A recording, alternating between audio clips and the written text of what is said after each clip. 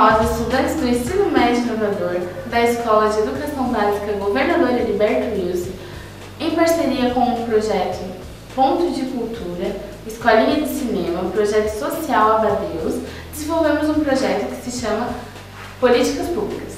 Projeto este, né, Natália?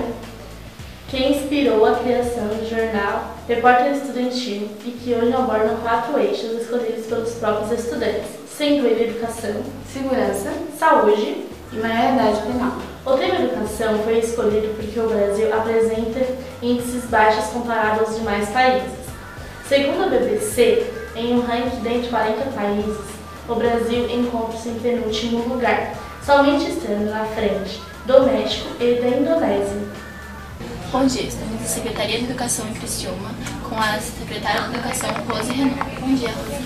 Bom dia, é um prazer recebê-los em que posso ser útil. Bom, senhora Rose, a gente viu grandes mudanças na área de educação nesses últimos anos. Ainda existem muitos problemas a serem solucionados. Mas como a senhora vê a educação no Brasil, sendo que estamos em penúltimo lugar no ranking mundial? Infelizmente, temos que responder que, apesar de a gente perceber, né, uma preocupação, pelo menos na fala, né, de todos os agentes políticos em relação à educação, a gente não tem visto esse resultado prático. O Brasil, infelizmente, está nos últimos lugares no ranking do PISA e é necessário que se faça uma reflexão sobre isso. Felizmente, aprovamos aí no dia 25 de junho o Plano Nacional de Educação, que traz aí 20 metas com muitas estratégias que, se os municípios conseguirem trabalhar bem a partir das metas e das estratégias, envolvendo todas as entidades que sejam interessadas no processo, talvez a gente consiga nos próximos 10 anos, porque educação se fala em década, melhorar a situação do nosso país. Como a senhora enxerga a educação no município de Criciúma e no estado de Santa Catarina? Em relação ao estado de Santa Catarina, Criciúma está bem em relação àquilo que a gente hoje faz de educação no município. Porque todo o estado, agora com o resultado do IDEB, a gente percebeu que baixou os índices do IDEB estadual. Criciúma aumentou em 0,3 pontos o seu IDEB geral, né? Estávamos em 5,5, hoje estamos em 5,8. Mas a gente não pode festejar esse índice. Atingimos a meta estabelecida pelo governo federal, mas há muito que se fazer ainda e, nesse sentido, o município tem a preocupação. A Secretaria Municipal de Educação tem investido, né, com o apoio do prefeito Márcio Búrigo, para que a gente melhore essa qualidade. As provas utilizadas para a média do ranking abrangem conteúdos de matemática, ciência e leitura, além de índices como taxas de alfabetização e aprovação escolar. Por isso, o Brasil deve buscar medidas para aumentar o índice da educação, melhorando as estruturas das escolas públicas e oferecendo melhores salários aos professores, dando maiores incentivos aos alunos para que esses não sejam mais um número de evasão escolar. O aluno Gabriel encontra-se com o diretor Sidney Ferreira, da Escola de Educação Básica Governador Heriberto Wilson.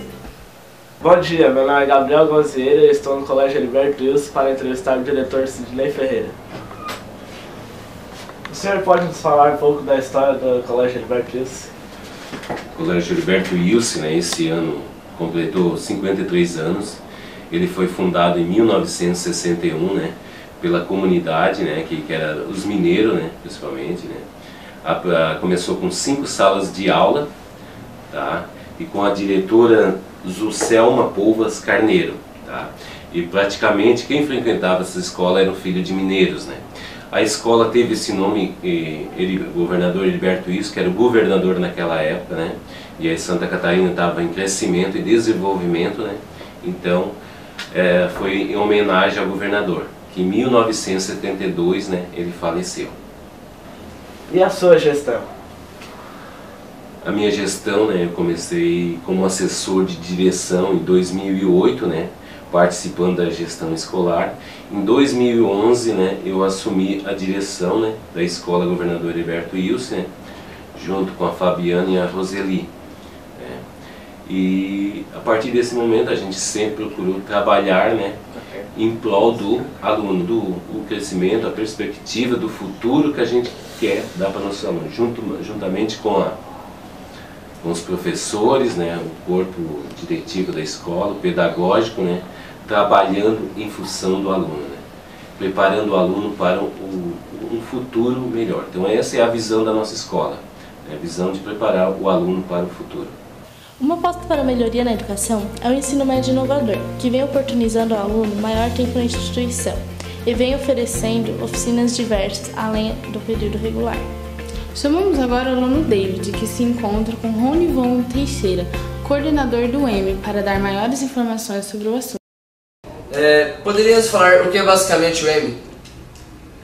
O EME é o Ensino Médio Inovador, que é um programa do governo federal em parceria com o governo do estado, e objetiva principalmente oferecer aos alunos que estão no ensino médio o estudo em período semi-integral, ou seja, o aluno fica mais tempo na escola, dependendo da carga horária, 2 ou 3 dias, que isso vai somar a cada ano mais 200 horas na carga horária.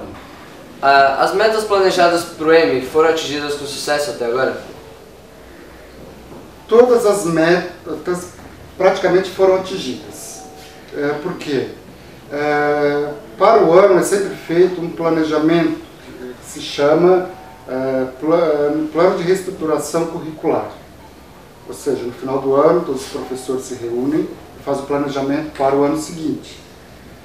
Então, ali a gente determina todas as metas a serem alcançadas e são executadas durante o ano. Então, dificilmente alguma meta deixa de ser concluída e atingida.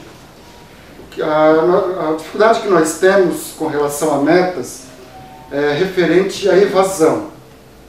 Pelo fato de o ensino médio ser período integral, nós temos dificuldade ali no segundo ano. Quando o aluno chega no segundo ano, ele quer ir para o mercado de trabalho e acaba se transferindo para o ensino médio regular. E o nosso índice de evasão no segundo ano é alto. Então essa é uma dificuldade, porque o aluno tem a necessidade de trabalhar, precisa ter um recurso para ajudar na família, enfim, para suas necessidades pessoais, e acaba se transferindo para o regular. Ele não abandona a escola, ele se transfere, mas a gente tem essa dificuldade de manter o aluno em período integral. Conversamos também com o representante dos estudantes, Davi, e questionamos sobre seu ponto de vista quais as melhorias ainda faltam ser feitas na instituição. Davi, você mora na cidade de Criciúma e encontra alguma dificuldade para se locomover até a escola? Sim, o ônibus, porque além da passagem sendo tocada, o governo afirmou que é porque está tendo pouca gente usando, mas é mentira, porque o ônibus está cheio. Em respeito a ingressar na universidade, você acha que os alunos de escola pública estão em desvantagem para os alunos de escola particular? Na verdade, é um meio termo. Existe tanta vantagem e desvantagem para a escola particular, quanto vantagem e desvantagem para a escola pública. A professora Karime também contribuiu sobre o assunto, partindo de ponto de uma educadora. Estamos aqui na Escola Heriberto Wilson com a professora Karime de Sociologia e Geografia. Os professores do EME têm vantagem em relação aos professores do ensino médio normal? Temos. A gente tem a vantagem de que nós temos horas de planejamento em relação aos outros professores. Os outros professores cumprem a carga horária dentro da sala de aula, dando aula. E nós temos um percentual de horário, né, de horas-aulas para planejamento. Então, toda segunda-feira, a gente se reúne, né, todos os professores do EME, nós temos reuniões a tarde inteira. Se não são reuniões de planejamento, são reuniões de curso de aperfeiçoamento. Então, é um diferencial em relação aos demais professores. Muito obrigada, Karime, pela entrevista. De nada, eu estou sempre às ordens e assim, eu sempre digo que é um prazer trabalhar com vocês e vocês podem ter certeza, assim, o professor, ele, na maior parte das vezes, a gente mais aprende do que a gente ensina. E se não mais aprende do que ensina, acontece junto. A gente ensina, vai aprendendo num processo contínuo. Tudo junto, reunido. Tá? Outro tema que preocupa é a questão da segurança pública. No Brasil, a criminalidade vem aumentando, do modo que é difícil nos sentirmos seguros em locais públicos ou até mesmo dentro de nossas próprias casas. Meu nome é David Domingos, estamos aqui na Delegacia de Polícia com o delegado Márcio Neves. Em termos de segurança, as estruturas da cidade de Criciúma são suficientes para a população se sentir mais segura? Bom, em princípio é preciso dizer que Santa Catarina é o estado mais seguro do país, né? Por vários fatores, inclusive por questão da segurança. Criciúma, né, acompanha esse índice, né? As estruturas, principalmente físicas, a aparelhagem, né, os computadores, viaturas, hoje tudo isso é considerado suficiente para atender a demanda. O problema todo que nós enfrentamos hoje é o baixo número de efetivo, né? O número de policiais é muito aquém do mínimo considerado razoável para atender todas as demandas. Então, por isso que temos essa reclamação muito justa por parte da população, né? Mas, como eu falei, o que falta então é o quê? É policiais para dirigir as viaturas, policiais para sentar na frente do computador, para avaliar as imagens, as provas, enfim, ir no local do crime. É isso que está faltando hoje, é isso que tem preocupado aí a nossa polícia e principalmente o cidadão que recebe esse serviço de segurança e paga imposto para isso. Quais as principais dificuldades encontradas no combate à criminalidade na região? Olha, é uma pergunta muito difícil de responder porque as dificuldades são várias, né? E as causas enormes, né? A principal dificuldade que nós temos é uma demanda muito maior do que aquela que a gente consegue absorver, porque o Estado não aparelha a polícia, né, para absorver toda essa demanda. Aliás, não só na segurança, né? Na saúde também você não tem, né, hospitais e médicos para atender toda a demanda da população, que é um país, né, grande, um país, né, populoso, né? Se vê o mesmo problema na educação, não tem escola para todas as pessoas, quando na verdade o correto é a escola para todas as pessoas em período integral, né? Porque a mente vazia é o símbolo do diabo, realmente. Né? E aqui a gente tem a maior dificuldade de não conseguir atender todas as demandas, né? Nós temos um efetivo muito aquém do mínimo considerado razoável para atender as demandas. Mas se a gente tivesse, né, uma estrutura social melhor no país, um grau de educação melhor das pessoas, né, valores, né, mais definidos, né, para as pessoas, a gente teria menos crime e a gente conseguiria, né, com o aumento da estrutura policial, né, com o aumento também, né, de outros serviços para absorver toda essa complexidade que é o crime, nós teríamos aí uma diminuição. Mas hoje, as principais causas, né, principalmente aqui no Criciúma, é que nós não temos uma estrutura suficiente para atender toda a demanda. As altas taxas de criminalidade influenciam diretamente na qualidade de vida dos brasileiros. Conforme o Índice de Progresso Social, divulgado no ano de 2014, entre 132 países analisados, o Brasil se encontra em 11º lugar no ranking de um dos países mais inseguros. Para se ter uma noção da alta criminalidade brasileira, países que recentemente foram alvos de manifestações violentas como Egito, Líbano, Ucrânia e Iêmen têm índice de segurança pessoal maior que o Brasil.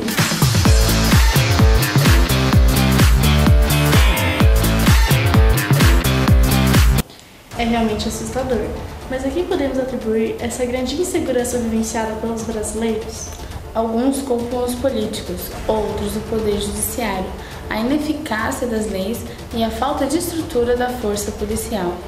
Na verdade, a criminalidade vem tomando força devido a um conjunto de fatores, sendo que, essencialmente, o problema da segurança pública é um problema de gestão, já que ao longo dos anos há uma enorme deficiência histórica de políticas públicas voltadas para esta área. Estamos aqui no 9º Batalhão de Polícia Militar com o Tenente Coronel Márcio Cabral. O senhor acredita que na cidade de Criciúma nós dispomos de segurança adequada para todos os tipos de estabelecimento? Não, em nenhuma cidade do estado hoje nós temos uma segurança completa. Nós precisaríamos hoje em Criciúma somente para a Polícia Militar de 320 homens. E aí, completando a segurança, nós temos ainda o Corpo de Bombeiros, nós temos a Polícia Civil, nós temos o sistema prisional, que também tem uma dificuldade com o número de agentes prisionais, nós temos o Ministério Público e nós temos o Poder Judiciário. Tudo isso faz parte de uma coisa chamada ciclo de persecução criminal. Enquanto esse ciclo não for coberto em toda a sua extensão, naturalmente nós teremos variações, teremos dificuldades com relação à segurança. Então a segurança ela não é completa. Falando apenas de polícia militar, nós precisaríamos aumentar o nosso efetivo em pelo menos 20% para que pudéssemos dar cobertura a estabelecimentos comerciais, a escolas, a residências, a edifícios, enfim, darmos cobertura a todo tipo de demanda que surge para a polícia militar. Com a divulgação de crimes violentos cometidos recentemente por jovens, o assunto da maioridade penal ganhou grande destaque, gerando discussões sobre a necessidade de modificação legislativa da maioridade penal para 16 anos. Mas será que essas alterações efetivamente irão trazer mudanças na realidade criminal brasileira? A maioria dos especialistas afirma que não. Dentre os motivos para manter a maioridade penal aos 18 anos está no fato de que o jovem já está responsabilizado por suas atitudes infracionais, não ficando impune por suas ações. Estou aqui com o Dr. Sérgio Graziano. Quais são as medidas mais cabíveis para esses menores infratores? Olha, Renato, a lei brasileira que rege essa matéria da criança e do adolescente é o Estatuto da Criança e do Adolescente, né? Ela, no seu artigo 112, ela prevê algumas medidas. E todas essas medidas elas têm que ser pensadas para a pessoa. Ou seja, não é algo que vá castigá-lo, mas que vá dar permitir que ele tenha um relacionamento melhor com a sociedade. Então, há várias medidas previstas nesse artigo, né? Que começa desde a advertência, reparação de dano, prestação a serviços à comunidade, tem também um regime de semi-liberdade, né? Até o último caso é a internação. Além disso, não há dados que comprovem que a diminuição da idade penal reduz os índices de criminalidade juvenil. Ao contrário, a antecipação do sistema carcerário deixa os adolescentes expostos aos comportamentos violentos dentro dos presídios, aumentando as chances de voltarem à vida do crime. Estes índices, reincidência em penitenciárias, apontam uma taxa de 70%, enquanto que nos sistemas socioeducativos estão menor que 20%. Ainda, os especialistas levantam a questão: o jovem marginalizado surge ao acaso? A resposta é facilmente perceptível ao nosso redor. Com toda a pobreza e injustiça social existentes no Brasil, esses jovens infratores acabam sendo fruto de um sistema que beneficia poucos.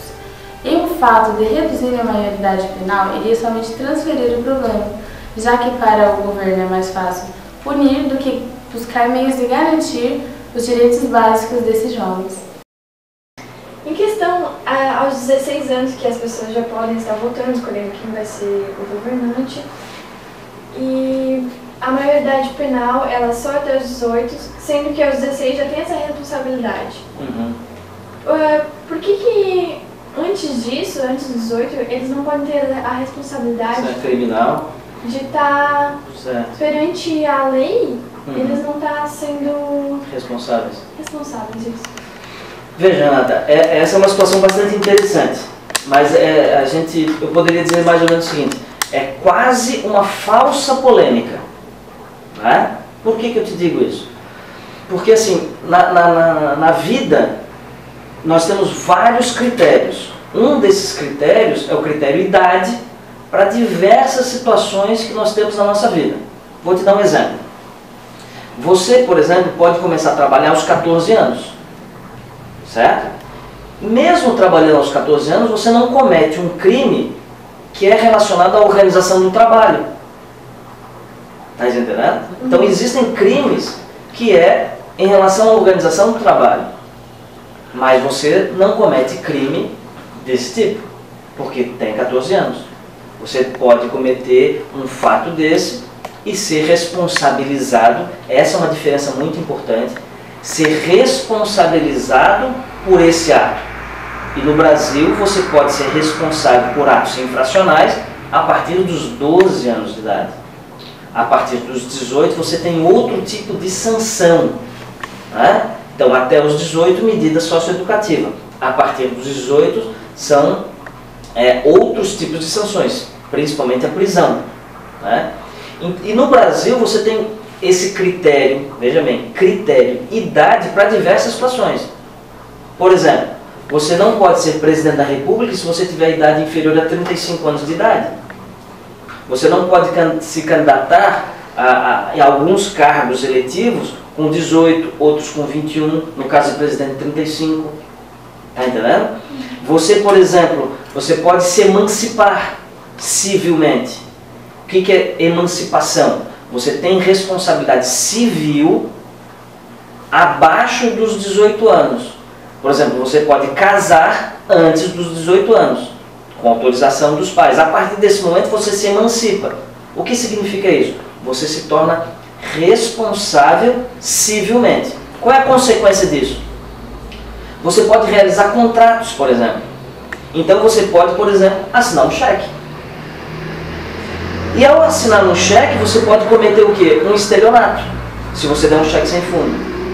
Mas você tem 16 anos, você não vai ser responsável criminalmente na responsabilidade do adulto.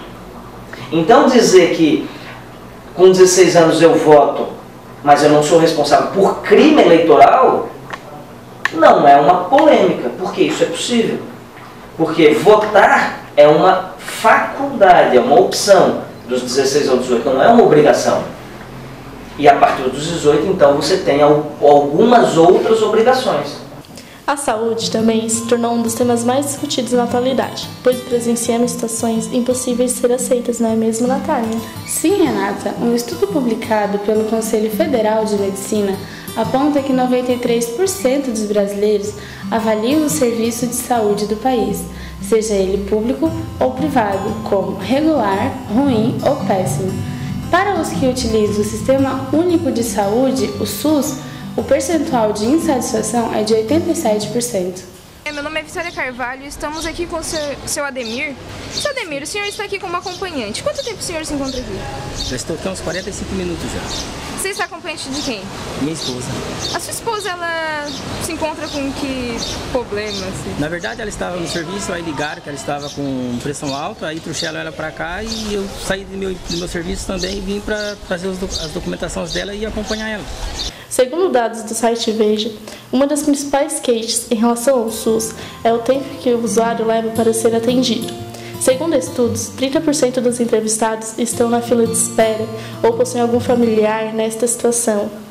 Das pessoas que aguardam atendimento, 29% esperam há pelo menos 6 meses, sendo que outra metade delas está na fila há mais de um ano. Apenas 20% afirmam ter conseguido o serviço em menos de um mês após o pedido de consultas, exames ou cirurgias. Outro ponto com grande número de reclamações por parte dos pacientes do SUS é o atendimento de urgência e emergência. 7 de 10 pessoas que utilizaram esse tipo de serviço avaliaram como péssimo, ruim ou regular. Estamos aqui na Prefeitura de Criciúma com o secretário da Saúde Pública, senhor Paulo Conte. Bom dia, Paulo. Bom dia. Ouvimos diariamente reclamações na área da saúde e uma delas é na demora do agendamento de especialistas. Tem pacientes que chegam a ficar na fila durante meses. Qual a explicação dessa demora? Olha, a explicação da demora é, em alguns casos, falta de especialistas e também verba, né? Só que quando assumi em março, verificamos essa demanda represada tanto de consultas com especialistas como com exames de média e alta complexidade. Em função de depararmos isso, fomos em busca, junto ao prefeito Márcio Burgo, para uma solução. Que a solução seria o quê? Verba nova, vamos dizer assim, para que nós pudéssemos realizar esses exames de média e alta complexidade e já também preparando as consultas com especialistas. Assim foi feito. Para nossa felicidade, em julho, começamos já a realizar os exames de média e alta complexidade. Por exemplo, cateterismo cardíaco, ressonância magnética, tomografia computadorizada, cintilografia, ultrassonografia, colonoscopia, polissonografia, enfim, uma infinidade de exames, né, para as quais fizemos a licitação para poder realizá-los. Realizamos a licitação para praticamente 15 mil exames, né? E em contrapartida também observamos, como tu colocasse bem, a demanda represada de consultas com os especialistas. Preocupados com isso também, nós fomos buscar, nesse mesmo bolo financeiro, né, licitamos também 15 mil consultas para especialistas. Começamos a chamar agora em setembro, né, os pacientes, final de setembro. Nós temos consultas represadas que já começaram, né, a serem efetuadas com ortopedistas, contratamos 2, oftalmologista, contratamos uma, a doutora Nicele Olivo. Estamos em busca de um segundo oftalmologista, pela demanda ser maior. Contratamos já um neurologista, que já começou também a consulta, e contratamos também um cardiologista, que estamos em busca do segundo, praticamente acertado também, porque também a demanda é maior, né? Então nós estamos fazendo essa fila andar, né? Esse desconforto, essa angústia dos nossos pacientes, dos nossos familiares lá em casa, com um paciente e um familiar precisando da consulta, né? Ou do próprio exame. Infelizmente encontramos exames aqui represados desde 2012, isso me deixou bastante preocupado, né? Mas, para nossa felicidade, alguns exames até terminou a fila. A ressonância magnética, a tomografia nós já zeramos, né? Então isso já foi, a colonoscopia, o estudo urodinâmico, esses exames já foram zerados, né? Então a demanda maior represada agora é consultas, né? Temos exames ainda represados, mas está em um andamento, uma velocidade bastante boa para nós, né? Nós temos aí 300 ou 400 cateterismo cardíaco, mas a semana retrasada já chamamos 78 e a partir da semana já chamaremos mais 70, na semana próxima. Então a nossa expectativa é que ande rápido isso aí. A nossa preocupação agora é com os especialistas. E assim termina a primeira edição do Repórter Estudantil. Até a próxima. Tchau!